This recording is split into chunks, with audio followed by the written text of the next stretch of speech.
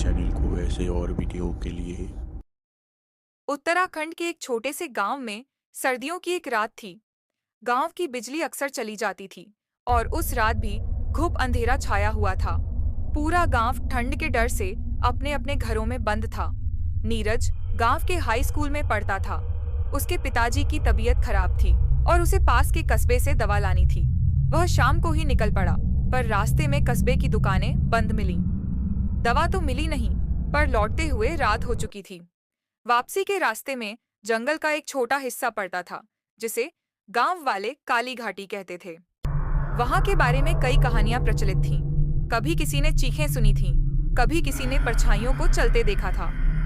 नीरज ने हिम्मत की और टॉर्च जलाकर आगे बढ़ने लगा, पर जंगल के बीच पहुंचते ही उसकी टॉर्च बंद हो गई। मोबाइल से रोशनी की, पर बैटरी भी खत्म होने लगी। अब वह पूरी तरह अंधेरे में था। अचानक एक अजीब सी गंध हवा में फैल गई, जली हुई बालों जैसी। ठंडी हवा के बीच वह गंध और भी डरावनी लग रही थी। नीरज ने तेज चलना शुरू किया, पर तभी उसे पीछे किसी के चलने की आवाज आई, बहुत धीमी, जैसे कोई रेंगते हुए आ रहा हो। उसने रुक कर पीछे देखा, कुछ नहीं था। फिर जब वह मुड़ा तो देखा कि सामने रास्ते पर एक औरत खड़ी है, सफेद साड़ी में, बिल्कुल स्थिर, बिना कोई हरकत के। उसका चेहरा साफ नहीं दिख रहा था, पर उसके बाल गीले थे और उससे वही गंध आ रही थी। नीरज की सांसें रुकने लगी। उसने पीछे हटना शुरू किया।